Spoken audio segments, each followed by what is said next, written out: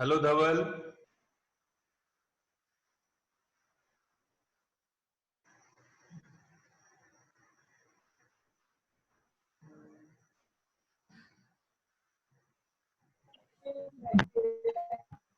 Tapi senang कर कचो जावा दिया का वाले नहीं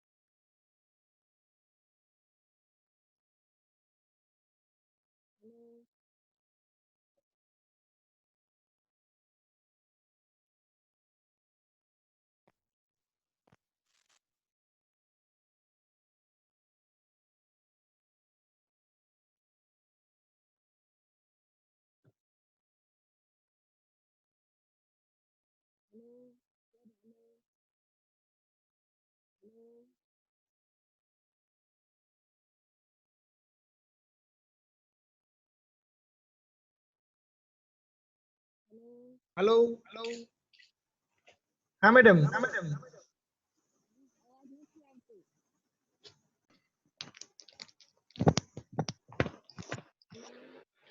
हेलो। मेरी आवाज सुनाई दे रही है? हेलो।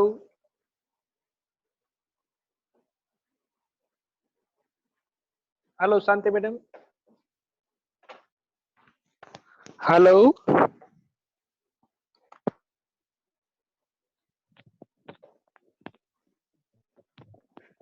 हेलो।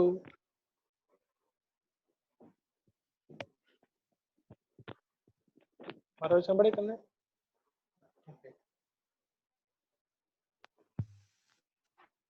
हेलो धवल भाई। हाँ बेन। हाँ हाँ ठीक है। હવે હું ઓરી મેડમ ને દરખાસ્ત કરીશ કે આ સેશન ની શરૂઆત કરે। नमस्कार।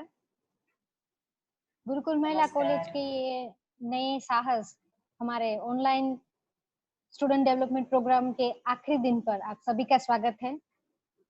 सबसे पहले मैं स्वागत करती हूँ नागर सर का, डोडिया सर का और हमारी आज की एक्सपर्ट जिनका मैं खास स्वागत करती हूँ शांति मैडम और हमारी हिंदी की सभी छात्राओं का। पहले ही काफी वक्त जा चुका है तो विदाउट वेस्टिंग मच टाइम अब मैं रिक्वेस्ट करती हूँ शांति मैडम को कि वो अपने सेशन की शुरुआत करें। धन्यवाद। ठीक। नमस्कार माननीय आचार्य श्री नागर साहिब, अध्यापकगण, धवल भाई तथा सभी छात्राएं। आज मैं अपनी बात प्रस्तुत करने वाली हूँ सेमेस्टर 6 पेपर नंबर 19 में वर्णमाला और उसमें व्यंजनों का वर्गीकरण। सब जानते हैं कि लगभग हम वर्णमाला केजी या प्राथमिक शाला में पढ़ चुके हैं, लेकिन हिंदी वर्णमाला संस्कृत से उतर आई है। हम सब जानते हैं कि संस्कृत हमारी मूल भाषा है और संस्कृत की जो वर्णमाला है वहां से हिंदी में भी ये वर्णमाला उतर आई है। हिंदी भाषा ध्वनि समूह अथवा वर्णमाला इसका वर्गीकरण भावाभिव्यक्ति का एक साधन है। सबसे पहले तो भावाभिव्यक्ति यानी कि एक व्यक्ति दूसरे व्यक्ति के साथ जब अपने भाव को, अपने विचारों को व्यक्त करना चाहते हैं, तब सबसे पहले उन्हें आश्रय लेना पड़ता है भाषा का। तो भाषा के प्रमुख 5 अंग हैं: ध्वनि, शब्द, अर्थ, पद और वाक्य। इसके बिना हम अपने विचारों की अभिव्यक्ति नहीं कर सकते। लेकिन वास्तव में भाषा का मूल ध्वनि है और ध्वनि मानव मुख से उच्चरित भाषा की लघुतम इकाई है। ध्वनि यानी कि उच्चरित रूप में जो ध्वनि है, लिखित रूप में वही वर्णमाला है। और संसार की सभी भाषाओं में अपनी अपनी वर्णमालाएं होती हैं। लेकिन वर्ण किसे कहें? तो किसी विद्वान ने कहा है कि ध्वनि के निश्चित या निर्धारित किए गए चिन्हों को हम वर्ण कहते हैं। हम सब जानते हैं कि देवनागरी लिपि में क, ख, ग, घ ये वर्ण है, क्योंकि उनके लिए ये निश्चित चिन्ह निर्धारित किए हैं। उसके बिना भाषा का कोई वजूद नहीं है, क्योंकि वर्ण से ही शब्द बनते हैं और शब्द से वाक्य और वाक्य से ही भाषा बनती है। तो ये निर्धारित चिन्हों को हम वर्ण कहते हैं। हिंदी यानी कि देवनागरी लिपि में जिसे हम वर्णमाला कहते हैं, उसे ध्वनि समूह भी कहा जाता है।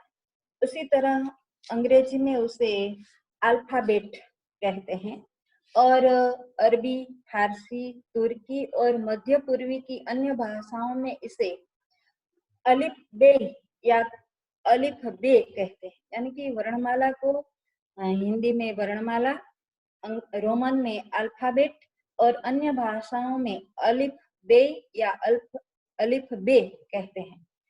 तो संसार की सभी वर्णमाला के भेद देखे तो उनके 2 ही भेद है, स्वर और व्यंजन। चाहे वह रोमन लिपि में हो, चाहे गुजराती में हो, चाहे हिंदी में हो, चाहे उर्दू में हो, सभी में 2 ही भेद है, स्वर और व्यंजन। लेकिन उनकी संख्या अलग अलग हो सकती है। हिंदी में स्वरों की संख्या 13 है और व्यंजनों की संख्या 35 है और 4 अन्य ग्रहित व्यंजन को मिलाकर वर्णमाला की संख्या है 52। और अंग्रेजी में कुल मिलाकर स्वर और व्यंजनों की संख्या है 26। यानी कि अंग्रेजी में 5 स्वर हैं और 21 व्यंजन हैं। तो ये स्वर और व्यंजन जो हैं वह वर्णमाला के 2 भेद हैं। मैं यूं तो बात करना चाहती हूँ व्यंजन की, लेकिन व्यंजन की जब हम बात करते हैं तो बिना स्वर से उसकी चर्चा अधूरी रहती है। इसलिए मैं सबसे पहले स्वर की बात करूंगी कि स्वर किसे कहते हैं। यानी कि अ, आ, ई, उ, ऊ, रू, ए, ऐ, ओ, औ, और अह ये स्वर है। यानी कि 13 स्वर। कुछ भाषा वैज्ञानिकों ने उसकी संख्या 11 मानी है और कुछ विद्वानों ने और अह को जोड़कर 13 संख्या मानी है। तो ये स्वर, लेकिन स्वर किसे कहते हैं? तो स्वर की परिभाषा डॉक्टर भोलानाथ तिवारी ने दी है कि स्वर उन ध्वनियों को कहते हैं जिनके उच्चारण में मुख विवर से निकलने वाली प्राण वायु को किसी भी प्रकार की रुकावट का सामना करना नहीं पड़ता, उसे हम स्वर कहते हैं। तो यहाँ 2 शब्द जो हैं वह बहुत महत्वपूर्ण है। यानी कि भोलानाथ तिवारी ने ये बात बताई कि मुख विवर यानी कि हमारे मुख की रचना, हमारे मुख के अंदर के भीतरी भाग। और दूसरी बात कि प्राणवायु यानी कि हवा, ऑक्सीजन। जब हम बोलते हैं तो हमारे अंदर से जो हवा बाहर निकलती है। तो स्वर का उच्चारण जब हम करते हैं तो हमारे अंदर से जो वायु, प्राण वायु बाहर निकलती हैं, वह मुख के किसी भी भाग का स्पर्श न करते हुए सीधे ही बाहर निकलती हैं, उसे कहते हैं स्वर। उदाहरण के रूप में मैं आपको एक उदाहरण दूंगी कि अ, तो अ यानी कि अ का जब हम उच्चारण करते हैं तो हम देखते हैं कि हमारा मुंह पूरा का पूरा खुला रह जाता है और वायु है वह बिना किसी रुकावट, बिना किसी घर्षण से बाहर निकलती है। तो ये स्वर है। स्वर का वर्गीकरण भी विद्वानों ने अलग अलग दृष्टि से किया है, लेकिन मैं केवल 2-3 बातों में उसकी चर्चा करके सीधे ही व्यंजन पर आ जाती हूँ। स्वर एक ऐसा पहलू है कि उसके आधार पर व्यंजन का पूरा उच्चारण हम कर सकते हैं। व्यंजन को उच्चारण के लिए स्वर की सहायता चाहिए, लेकिन स्वर का वर्गीकरण भी विद्वानों ने अलग अलग ढंग से किया है। एक तो मात्रा के आधार पर, मात्रा के आधार पर यानी कि ह्रस्व स्वर और दीर्घ स्वर। ह्रस्व स्वर यानी कि जो स्वर ह्रस्व यानी कि जिनके उच्चारण में हमें कम समय लगता है, उसे ह्रस्व स्वर कहते हैं। उदाहरण के रूप में अ, इ, उ। जो हम प्रैक्टिस करें, प्रयत्न करें, प्रयोग करें, अपने आप भी विद्यार्थी प्रयत्न कर सकते हैं, क्योंकि ये वैज्ञानिक पद्धति है। हमारे मन में एक प्रश्न आता है कि भाषा और विज्ञान, लेकिन हाँ, यहाँ भले ही हम विज्ञान यानी कि साइंस की बात न करें, लेकिन ये भाषा वैज्ञानिक की बात है कि उनका उच्चारण करते समय हमें बहुत कम समय लगता है ह्रस्व स्वर में। तो अ, इ और उ ये जो हैं वह ह्रस्व स्वर है।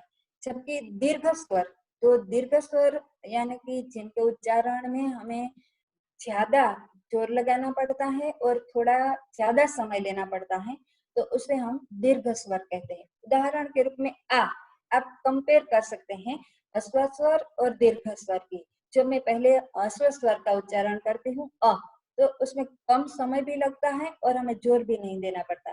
जबकि दीर्घ स्वर है आ, तो उसमें जोर भी देना पड़ता है उच्चारण में और समय भी ज्यादा लगता है।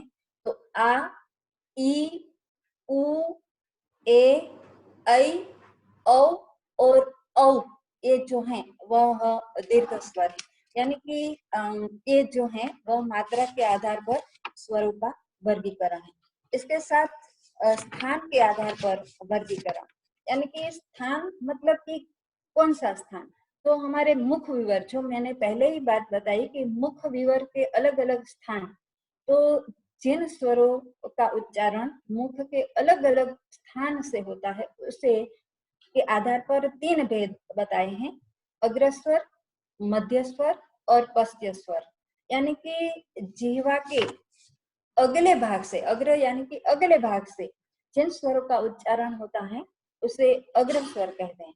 उदाहरण के रूप में ई, ई, ए, ऐ, ये जो 4 स्वर हैं वह अग्र स्वर हैं। आप स्वयं भी बाद में प्रैक्टिस कर सकते हैं, प्रयोग कर सकते हैं कि जब हम ये अग्र स्वर का उच्चारण करते हैं तो हमारी जीवा का अगला भाग सक्रिय होता है।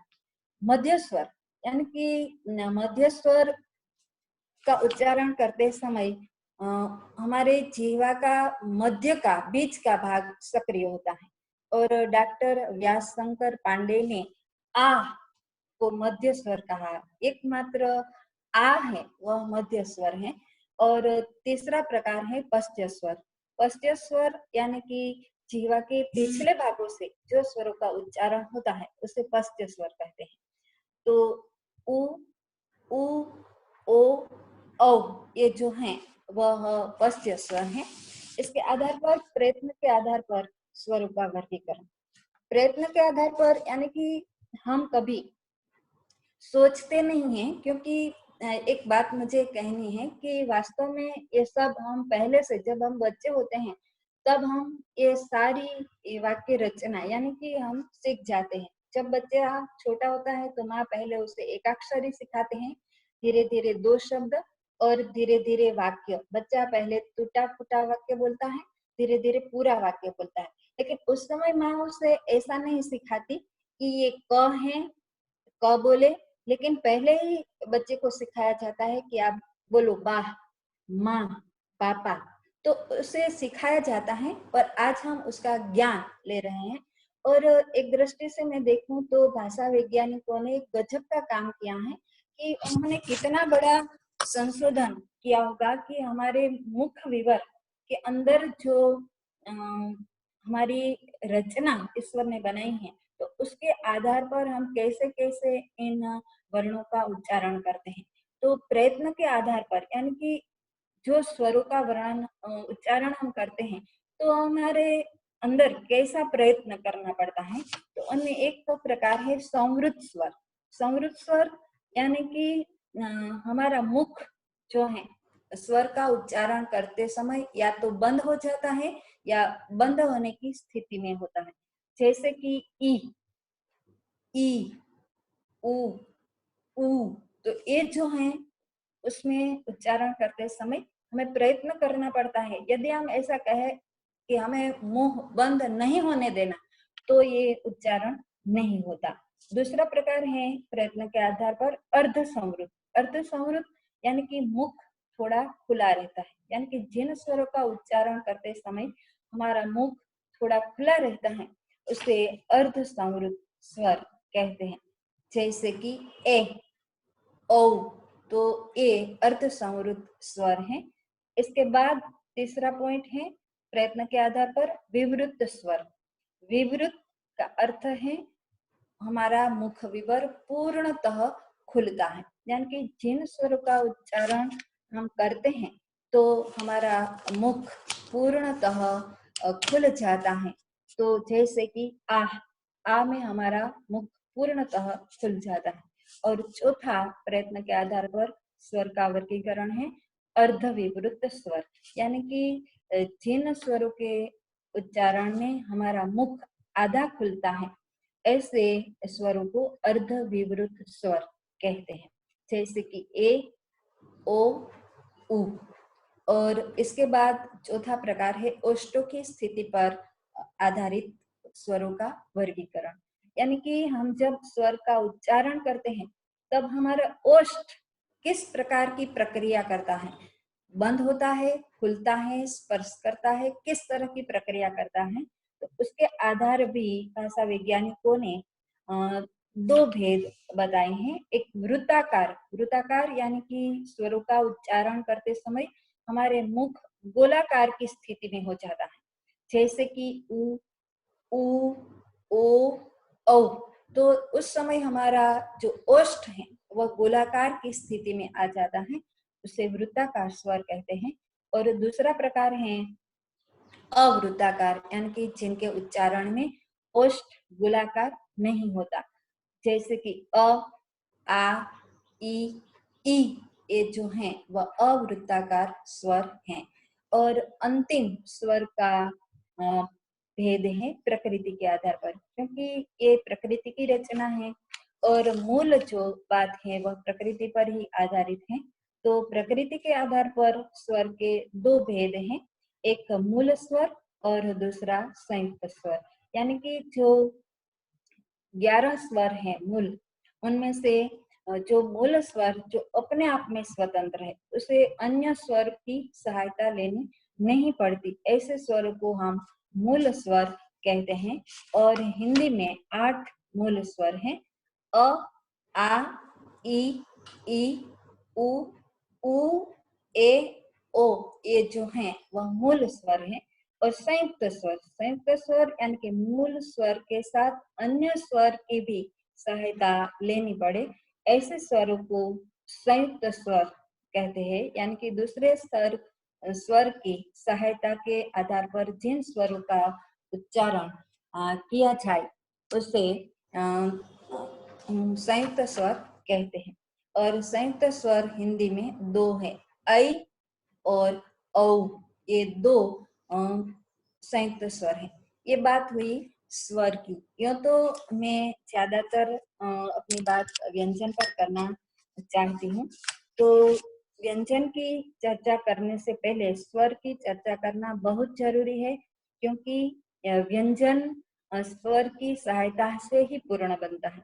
आप सभी को पता होगा कि जब आप पहली कक्षा में पढ़ते होंगे तब आपके पास एक वर्णमाला की पुस्तक आपको मिलती होगी, आपने पढ़ी होगी। तो इसमें क, ख, ग, घ आदि जो है उसके नीचे एक हलंत यानी कि एक तिरछी रेखा होती थी।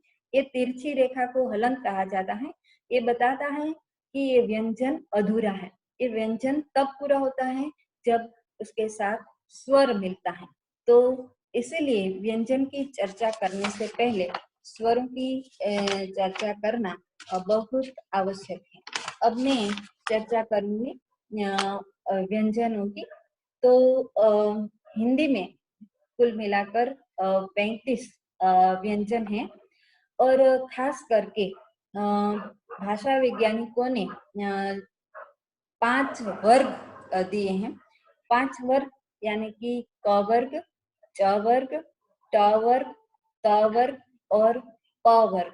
ये जो 5 वर्ग हैं, वह प्रत्येक वर्ग अपने अन्य 5 वर्ण का प्रतिनिधित्व करता है।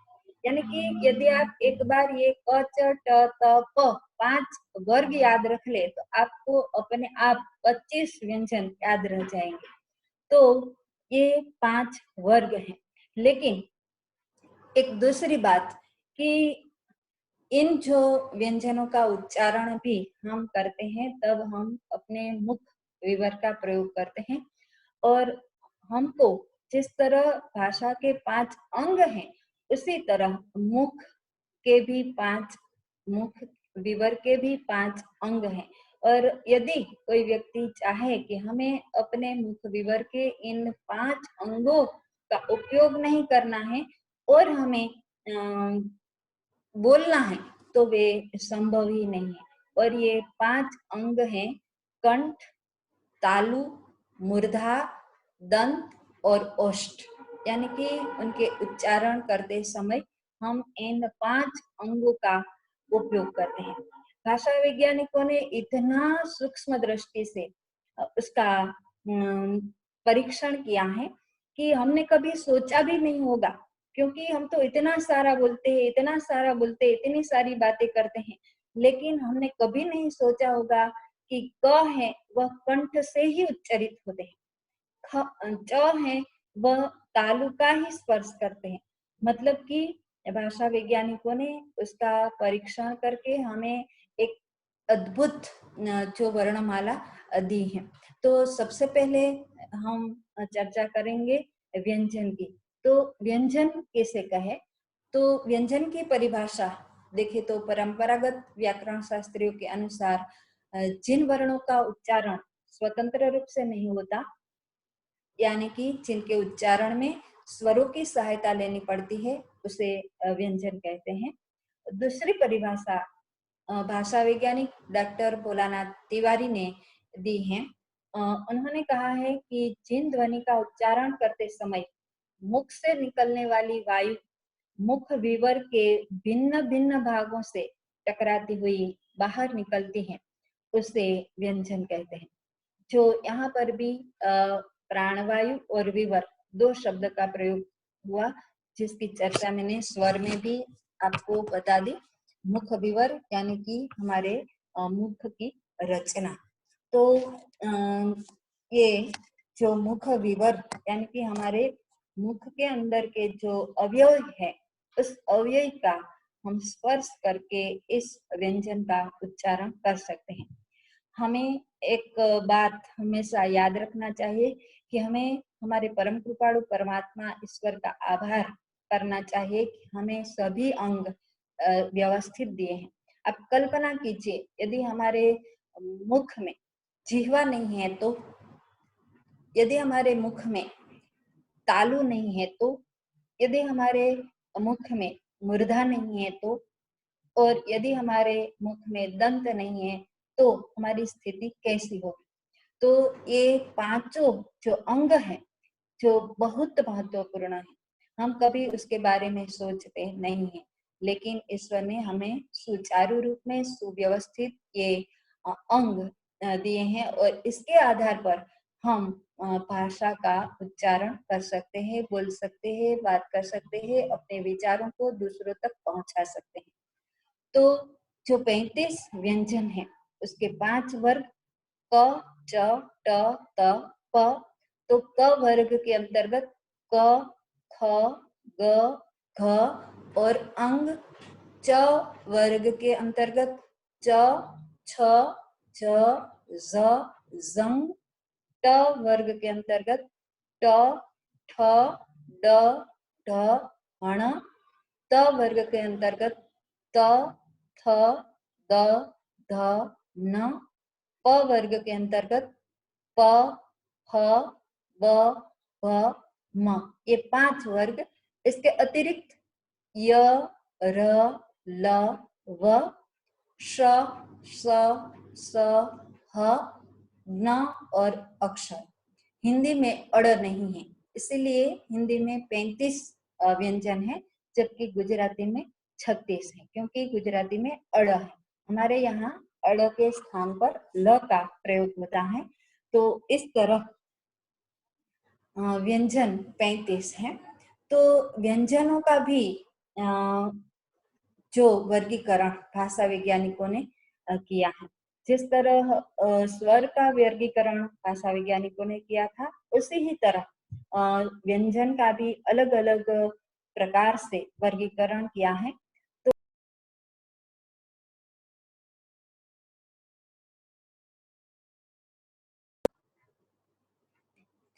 उच्चारण स्थान के आधार पर वर्गीकरण, उच्चारण के आधार पर पहला है कंठ्य व्यंजन, यानी कि जिन व्यंजनों का उच्चारण हम कंठ से करते हैं उन्हें कंठ्य व्यंजन कहते हैं। आप घर पर जाकर अवश्य एक बार प्रयोग करें। यदि आप ऐसा कहें कि हमें ये जो 5 वर्ण है वह कंठ से नहीं बोलना है, तो वह कभी हम उनका उच्चारण नहीं कर सके, क्योंकि क, ख, ग, घ और अंग, ये जो सीधा हमारे गले में से निकलकर की आवाज बाहर निकलती है, यानी कि उनका उच्चारण कंठ से होता है। और जब हम कंठ्य वर्ण का उच्चारण करते हैं तब मुंह के किसी भी भाग सक्रिय नहीं होता, हमारी जीवा अन्य किसी भी भाग को स्पर्श नहीं करती, मात्र गले से ये आवाज निकलती है। तो ये 5 जो वर्ण है वह कंठ्य वर्ण है। दूसरा है तालव्य। तालव्य यानी कि जिन व्यंजनों का उच्चारण करते समय हमारी जीवा तालु का स्पर्श करती है, उसे तालव्य व्यंजन कहते हैं। यदि हम चाहे तो भी ये तालु के स्पर्श के बिना ये 5 व्यंजन उच्चारित नहीं होता, यानी कि च, छ, झ, झ, जंग, ये जो 5 हैं वह तालव्य व्यंजन है। इसके बाद तीसरा पॉइंट है मूर्धन्य। मूर्धन्य यानी कि ऐसा व्यंजन जिनका उच्चारण करते समय हमारी जीवा हमारे मूर्धा का स्पर्श करती है। मूर्धा यानी कि हमारे मुख के अंदर, हमारे दांत के आसपास और ऊपर जो मूर्धा है उसका स्पर्श करती है, उसे मूर्धन्य वर्ण कहते हैं। मूर्धन्य वर्ण देखे तो ट, ठ, ड, ढ, हण, र और श, ये जो है वह मूर्धन्य वर्ण है। तो ये मूर्धा से स्पर्श जिह्वा करके उनका उच्चारण होता है। इसके बाद है दंत्य व्यंजन। दंत्य व्यंजन यानी कि जिन व्यंजनों का उच्चारण करते समय हमारी जिह्वा दांतों का स्पर्श करती है, यदि हम ऐसा प्रयत्न करें कि हमें दांत का स्पर्श होना ही नहीं है, होने देना ही नहीं है, तो ये व्यंजनों का उच्चारण संभव नहीं है। जैसे कि त, थ, द, ध और न, ये जो है वह दंत्य व्यंजन है। इसके बाद ओष्ठ। ओष्ठ यानी कि जिन व्यंजनों का उच्चारण करते समय हमारे 2 ओष्ठ परस्पर स्पर्श करते हैं और ये ओष्ठों से उनका उच्चारण होता है, उसे ओष्ठ व्यंजन कहते हैं। जैसे कि प, फ, ब, भ और म। आप देखती होगी मुझे भी उच्चारण करते समय, और आप भी प्रयत्न करेगी, तो ये पांचों व्यंजन का उच्चारण ओठ आपस में स्पर्श करते हैं, तभी उनका उच्चारण होता है। इसके बाद है अंतस्थ व्यंजन। अंतस्थ व्यंजन यानी कि जिन व्यंजनों का उच्चारण करते समय स्वर और व्यंजन के बीच की स्थिति होती है, उन्हें अंतस्थ व्यंजन कहते हैं। यानी कि जिस तरह स्वर है वो अंदर से, गले के अंदर से उनका उच्चारण होता है, लेकिन स्वर और व्यंजन दोनों के बीच की स्थिति से ये उच्चारित होते हैं।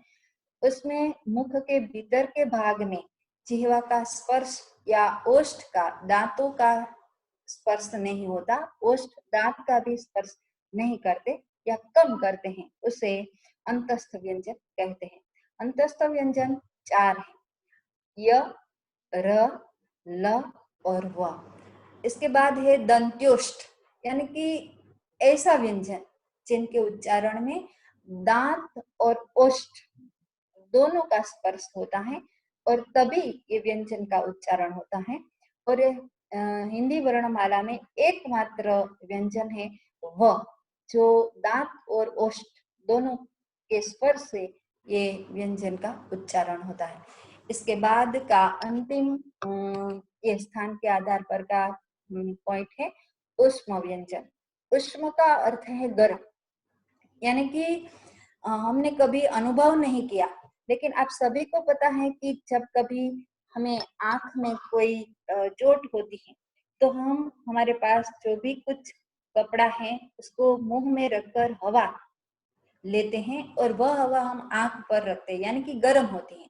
तो ऊष्म व्यंजन भी ऐसा है कि जिन व्यंजनों का उच्चारण हम करते हैं, तो जो अंदर से जो प्राण वायु बाहर निकलती है वह घर्षण के साथ बाहर निकलती है, और घर्षण के साथ बाहर निकलने के कारण क्या होता है कि हवा गर्म होती है, और ये हवा गर्म होकर जब बाहर निकलती है तो जो हवा है वह गर्म होती है, और उस गर्म हवा के साथ जो व्यंजन व्यक्त होते हैं उसे ऊष्म व्यंजन कहते हैं। ऊष्म व्यंजन 4 है, श, स, श और ह।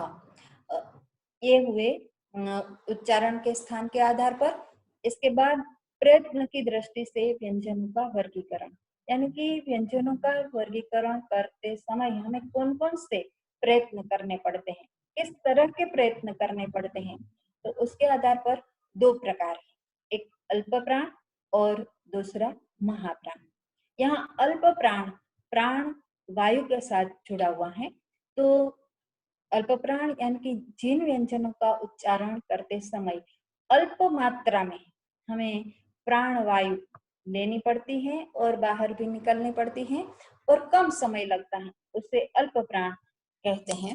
तो प्रत्येक वर्ग आपको याद रखना है, 5 जो वर्ग मैंने बताया और याद रखना है। तो प्रत्येक वर्ग का पहला, तीसरा और 5वां वर्ण अल्प प्राण व्यंजन है, यानी कि क, ग, अंग, च, ज, झंग, ट, ड, हण, त, द, न, प, व, म और य, र, ल, व जो हैं अंतस्थ व्यंजन, वे भी अल्प प्राण हैं। और इसके साथ साथ सभी स्वर भी अल्प प्राण हैं, क्योंकि स्वर में ज्यादा हमें प्राण वायु लेनी नहीं पड़ती, ज्यादा मेहनत करनी नहीं पड़ती, तो ये अल्प प्राण है। दूसरा पॉइंट है महाप्राण, यानी कि यदि आप अल्प प्राण याद रखते हैं तो महाप्राण अपने आप याद रह जाते हैं। महाप्राण यानी कि जिन व्यंजनों के उच्चारण में ज्यादा प्राणवायु लेनी पड़ती है, ज्यादा प्राणवायु बाहर निकालनी पड़ती है और जोर देना पड़ता है, ज्यादा समय लगता है, उसे महाप्राण कहते हैं। जिस तरह अल्प प्राण यानी कि प्रत्येक वर्ग का पहला, तीसरा और 5वां वर्ण अल्प प्राण, तो बाकी जो बचा दूसरा और चौथा वर्ण वह महाप्राण अपने आप ही याद रह जाए। आपको एक कोष्टक याद रखना है जो मैंने आपको लिखवाया भी है, समझाया भी है, तो अपने आप ही याद रह जाता है कि पहला, तीसरा और पांचवा अल्प प्राण है, तो दूसरा और चौथा वर्ण महाप्राण है। तो घ जो आप देखिए, अल्प प्राण में बहुत कम समय लगता था, जबकि महाप्राण में घ प्राण भी ज्यादा, हवा भी ज्यादा लगती है, बाहर निकलती है, जोर भी देना पड़ता है और समय भी लगता है।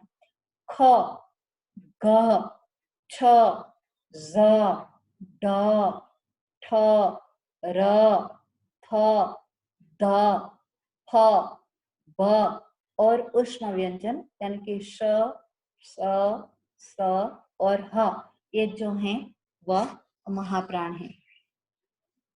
इसके बाद तीसरा पॉइंट व्यंजन का, व्यंजन के वर्गीकरण। घोषत्व के आधार पर व्यंजनों का वर्गीकरण। घोष, घोष यानी कि नाद, नाद का अर्थ है गुंजन, यानी कि ऐसे व्यंजन जिनका उच्चारण करते समय एक नाद सुनाई देता है, एक गुंजन होती है। मतलब कि जिन व्यंजनों का उच्चारण करते समय केवल नाद का उपयोग होता है, यानी कि सांस हेलो जो मैम। है हमारी, हेलो, माफी चाहूंगा मैम, ये सेशन हमारा पूरा होने वाला है, हम्म, तो फिर से हम इस दूसरे सेशन की हम लिंक शेयर करते हैं। ओके, तो कृपया सभी बच्चों से निवेदन है कि आप दूसरे लिंक से जुड़ जाइए और दूसरे लिंक जनरेट करने में 5 मिनट का वक्त लगेगा। तो 5 मिनट के बाद हम फिर से दूसरे सेशन में जुड़ेंगे। धन्यवाद।